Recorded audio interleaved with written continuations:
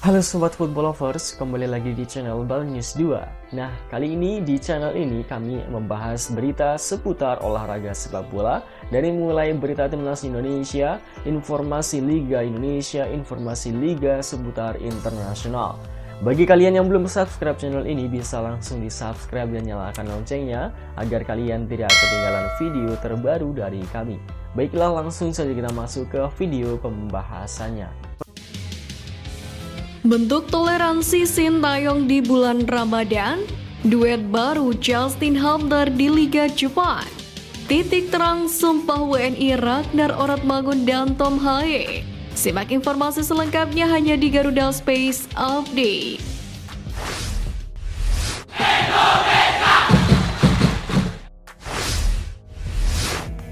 Pemain abroad timnas Indonesia Elkan Bagot sukses mencatatkan clean sheet bersama Bristol Rovers di League One, yakni menyusul hasil laga tandang 0-0 melawan Fleetwood di Stadion Highbury, Inggris pada Rabu dini hari.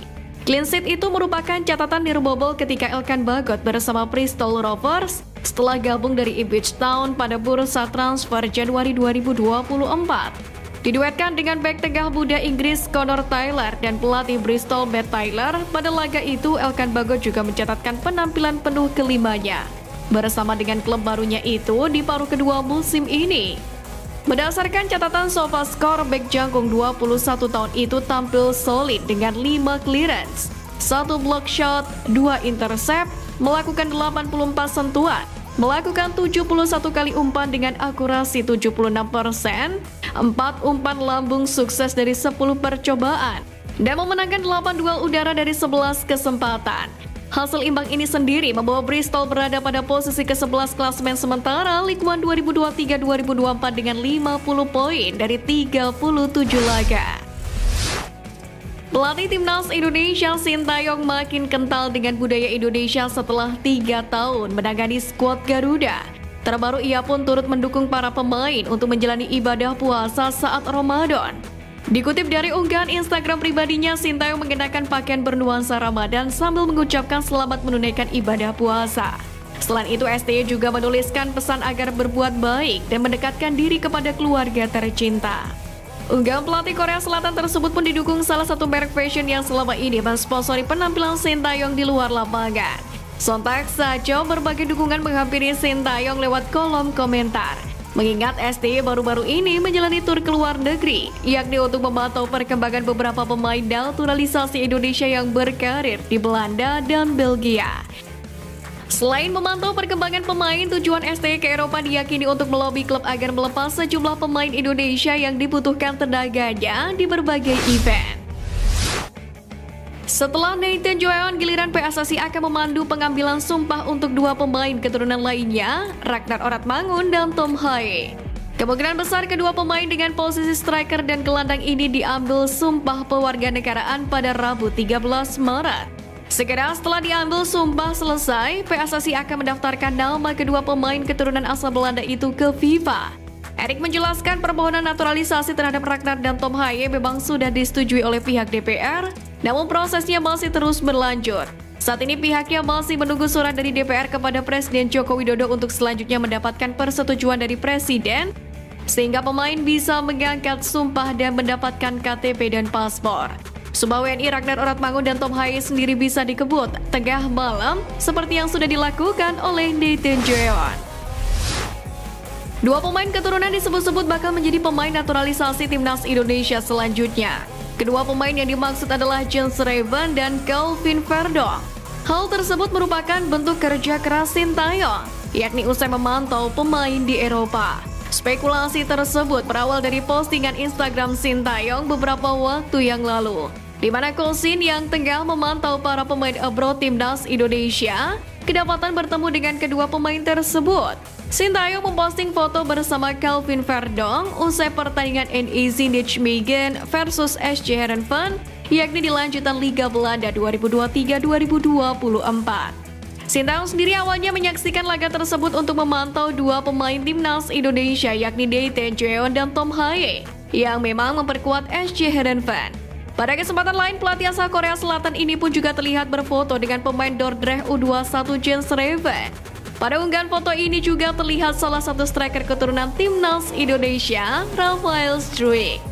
Banyak yang beranggapan postingan Sintayong tadi sebagai isyarat Jens Raven akan bergabung ke timnas Indonesia.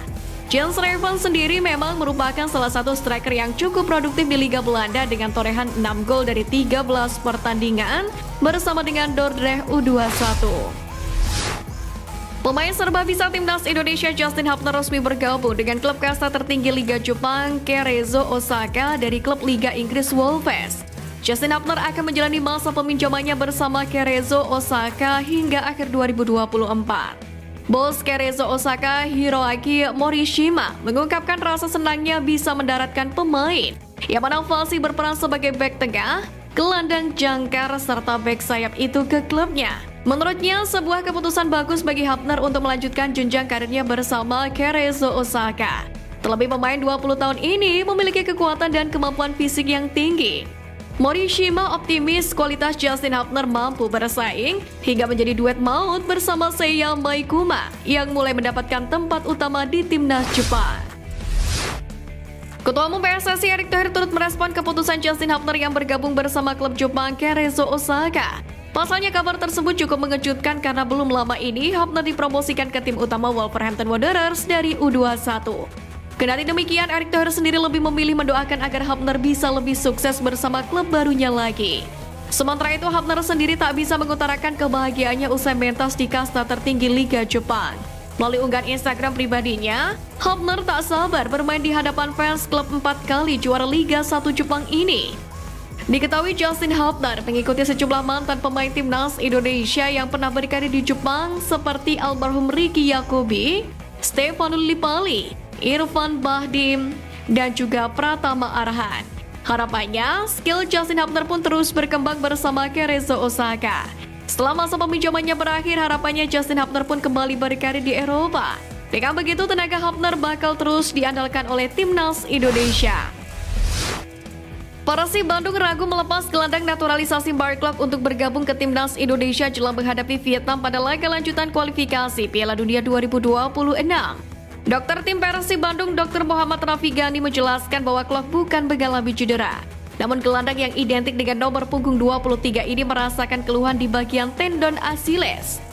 Dr. Rafi sendiri mengaku sudah melakukan upaya untuk mengetahui penyebab yang membuat Klok mengalami rasa nyeri. Ia sudah melakukan pemeriksaan melalui X-ray ultrasonografi atau USG hingga magnetic resonance imaging atau MRI.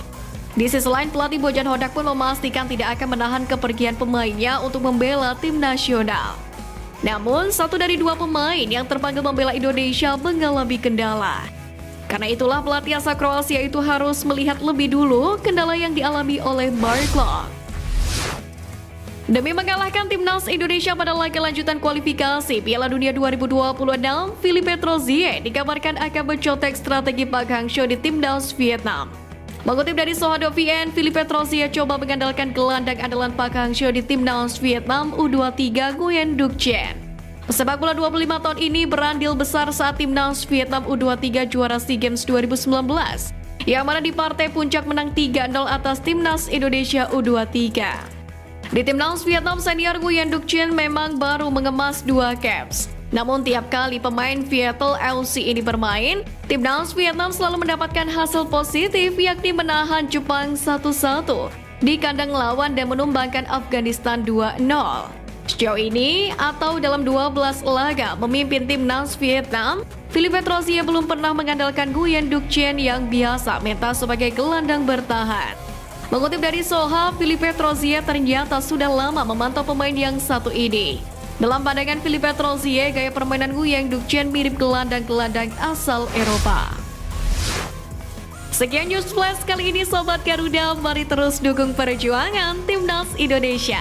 Nantikan News Flash edition dari Garuda Space selanjutnya. Terima kasih dan salam olahraga.